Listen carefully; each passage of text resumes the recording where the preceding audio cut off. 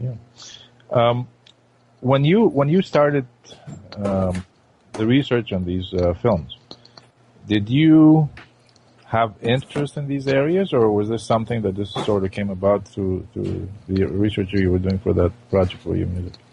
Well, I think I've always had a philosophical and a spiritual edge to pretty much everything that I've done, whether it be through music or any art that I've done in the past. I've always had that sort of an edge to it.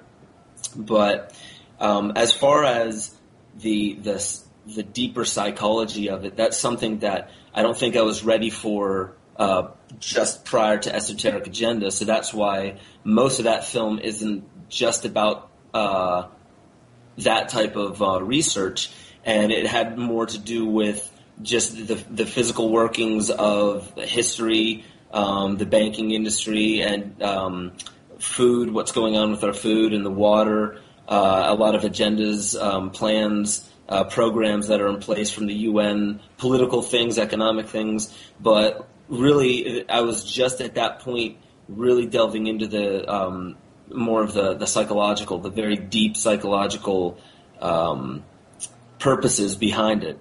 So, or the drives behind all of those programs. And I understood and I had theories, but I definitely don't want to put just my own ponderings and these questions that I have, and some of the theories I have. I don't want to throw them into any film that's going to go on the internet and people are going to see it if it's half-assed, if you will. So really, what I wanted to do was give it some time, really understand it myself, and then when I feel comfortable to the fact where I really understand these deeper occult subjects, then I can put it out into a film. And I believe that it naturally grew exactly the way that it was supposed to. So there was definitely an evolution.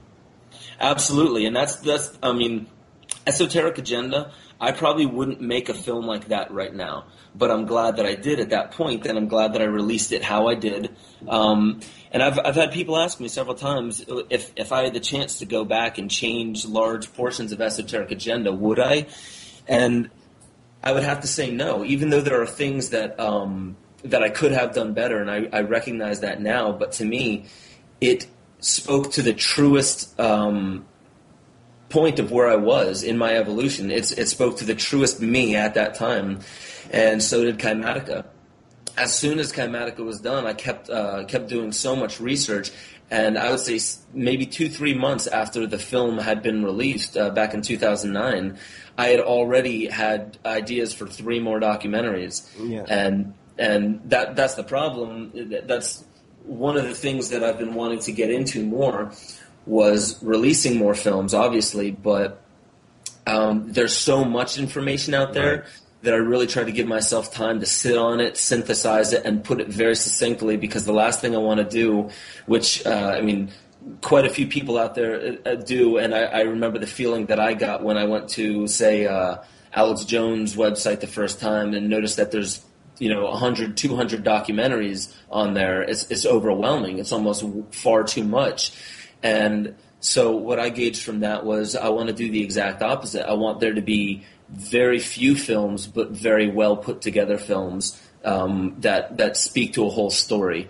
Because you can get information anywhere. You can get some of the details on conspiracies anywhere on the internet. But when it comes to these deep philosophical and occult studies, there's not as much. There's just a lot of, and I hate to call it rhetoric, because a lot of what I see speaks very true, but the thing is it doesn't speak to anybody other than the group or the demographic that really understands occult matters. It doesn't try to bridge the gap between any other demographic, which is what I'm trying to do. And it's a difficult thing, but I take that back. It's not that difficult. It's just a matter of speaking from the heart instead of trying to make a psychological or an intellectual point.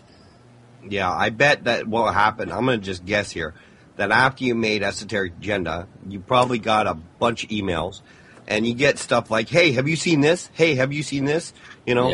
Links, and people just throwing information at you. Check this out. It's like, Yeah. And that could actually help with your, with your research.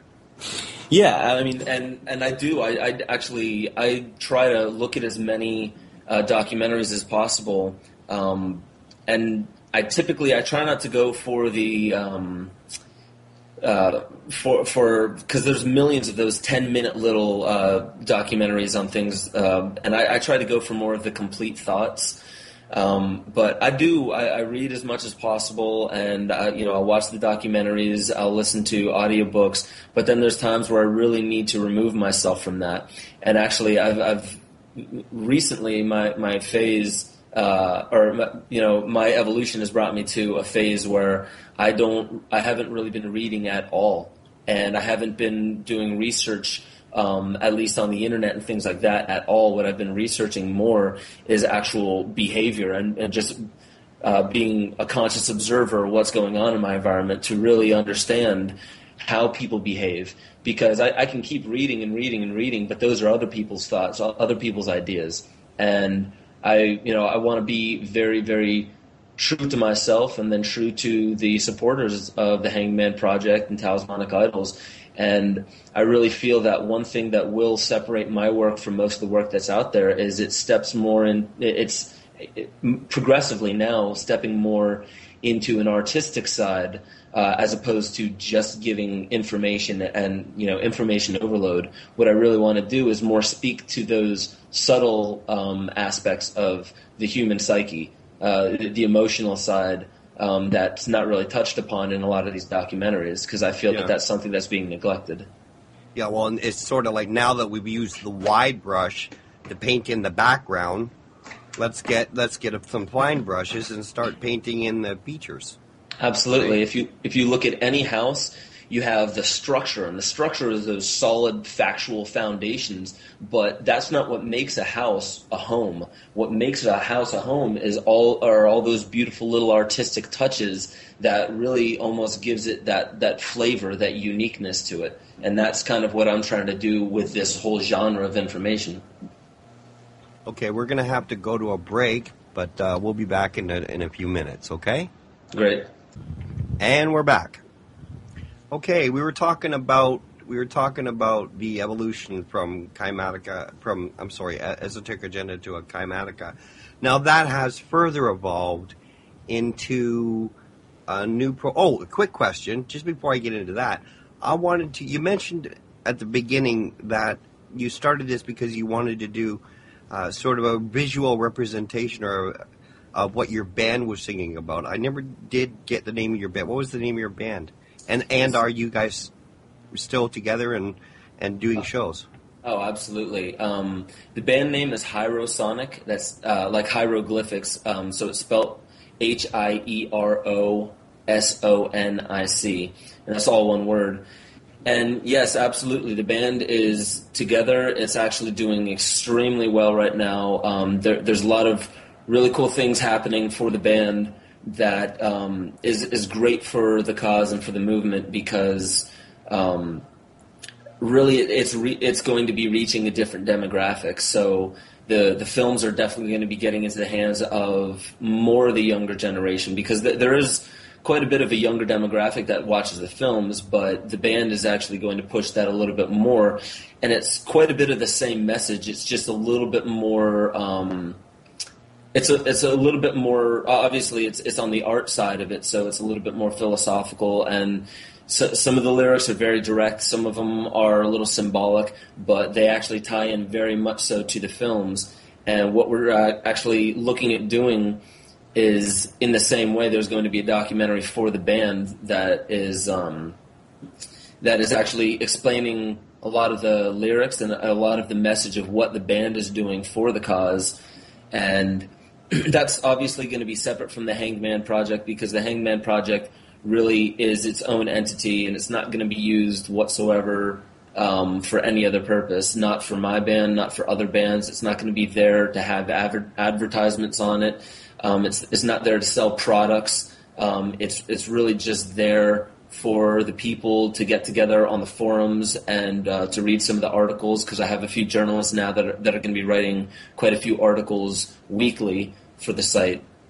And yeah, so the way that the band is kind of intermingling and meshing with with the DVDs is really only on the Talismanic Idol side of things, but it's there to promote the Hanged Man Project and really spread awareness of the Hanged Man Project.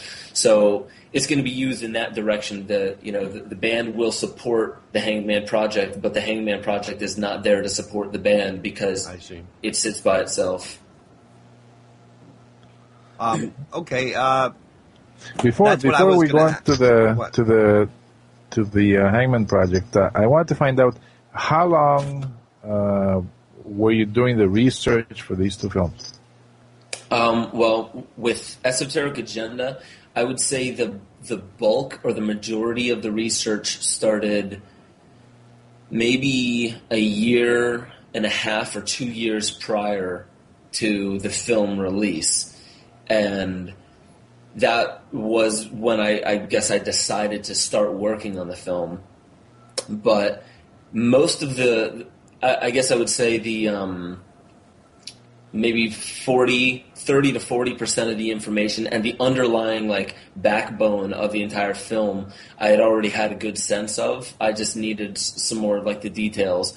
So a lot of the history, a lot of the research on religion, a lot of the research on the mind and the power of the mind and the emotions, a lot of that I definitely had a grasp on, but most of the rest of it had to do with government programs and things like that, and that was all the research I had to do in the year leading up to the film release.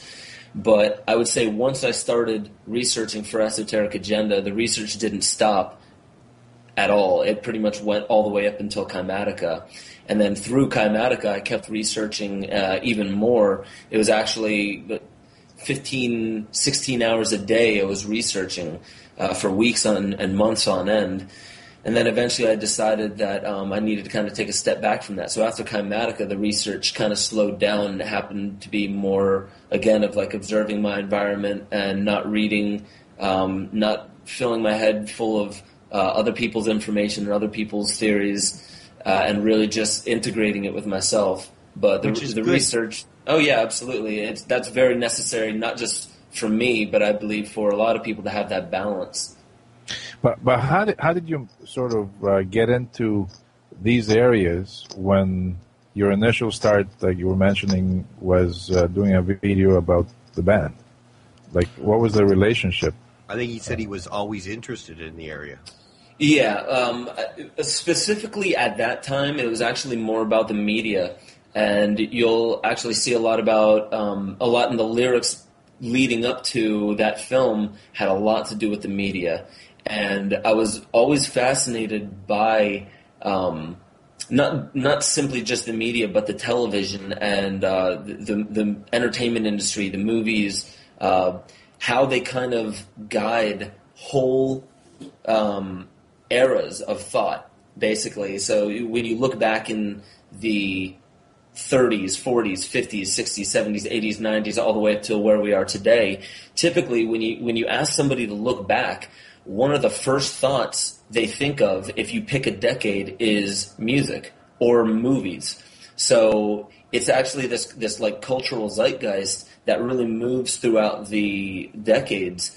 And I realized that a lot of it had to do with what is being presented to people on that little tube that sits in the corner of their living room, and now it's more the computer. So I always found that very interesting, and understanding how the mind works and how the mind associates between different neural regions and how emotions affect our physiology, and how the depths of psychology and the depths of consciousness actually affect the entire world, the entire planet that we're living on. And I found that so fascinating that that's a lot of what I was getting into at the time of Esoteric Agenda. But most of the research, when it started getting into, say, Agenda 21 or the fluoride in the water, or trying to think of some of the other programs, the